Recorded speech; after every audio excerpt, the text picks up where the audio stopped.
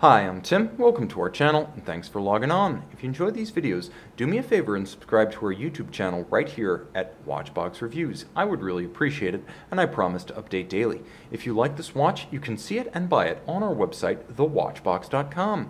And today we are discussing the IWC Pilot's Watch Mark 18 Top Gun Miramar. Did you get all that? Okay, good, because I've got more. It's the reference 3247-02. A lot of watch for a 41mm package. It's one of the most versatile of the IWC Pilot series because of its robust scratch resistance and its huge battery of other resistances that we'll discuss later on. All of them highly technical and some a bit esoteric, but what's not is the universal appeal of this fit. 41mm is an excellent size for modern men's all-arounder.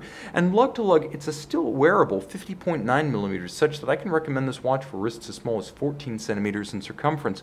Reasonably slim too, with a sloped case flank thanks to that conical bezel. The watch, only 11.3mm thick, will slide underneath any sleeve, formal or casual. The timepiece has a broad stance of 20mm between its lugs, so you have your choice of a universe of 20mm sized straps, but you will want to consider this handsome hybrid style strap. Now, it's all leather. It looks like it's a combination of textile and leather, but it's actually an embossed olive drab leather on the top with a monotone stitch, and then on the bottom it's a more natural calfskin grain with a matching titanium buckle. And I say matching titanium buckle because the metal hardware on this watch is also titanium. And even that buckle is thoughtfully finished, faceted with a combination of sheer flanks and a circumferential bevel, thoughtfully designed, and IWC doesn't stop there.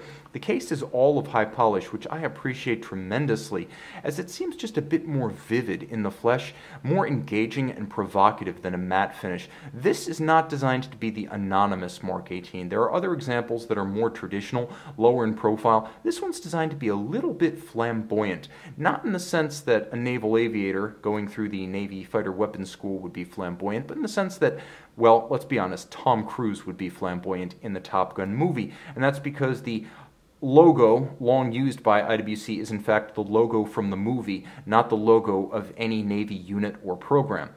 It's a wink and a nod to cinematic types, and the watch has a cinematic presence. It's an impressive timepiece. The dial, with a vintage-inspired matte base, red on top, and a sort of faux patina that actually works well as a color. I'm not really on the faux patina bandwagon.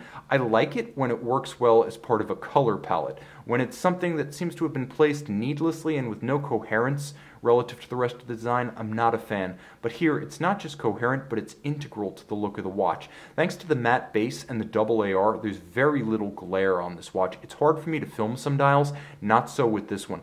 You can see that there's a robust 60-minute and 60-second calibration outboard that's dominant on the dial. You actually have to go out of your way to figure out what the hour is if you can't intuit where that broadsword style hour hand is. Most of us who've been wearing mechanical and analog watches for a while will get it quickly. Some who might be jumping over from digital or phones, however, have got some learning to do.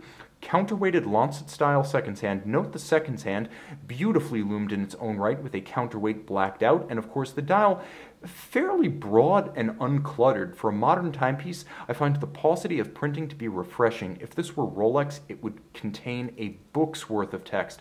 Now, under the case back, I mentioned esoteric resistances. Let me elaborate.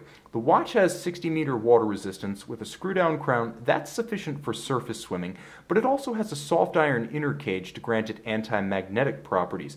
That's all well and good. We've seen watches with that. But then there's the low-pressure / blowout protection, where things start to get a little weird. If you're in a cockpit or an aviation environment, such as a cabin or a passenger compartment, that explosively decompresses, the watch features bracing so that its seals and its sapphire will not be ejected in the process. That's great. If you haven't been sucked out, you and your watch are good to go for the emergency landing. Now, the movement is a ETA 2892A2, and I know this because it's a IWC 30110. The 35110 is a Sellita SW300.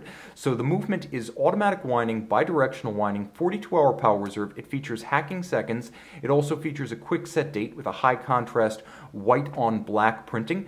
Of course, you have all those resistances we mentioned, pivoting on 21 joules and beaten away at 28,800 vibrations per hour. It is a tough and hardy and accurate movement, as IWC regulates these in-house and orders only high-grade versions of the movement. You're not going to see any base or elaboré 2892s being shipped to Schaffhausen. You can see and you can purchase this rather stylish and almost entirely scratch-resistant, rock-hard ceramic-cased IWC Mark 18 Miramar on our website. And we're back with the IWC Pilot's Watch Mark 18 Top Gun Miramar. Easy to see by night, easy to see by day. One feature I will call out is that although colored like the remainder of the patina style dial, the seconds hand itself is not luminescent, but you'll have no trouble telling the time all the same. This isn't a diver, so you don't need seconds at night. Everything else is big and bright.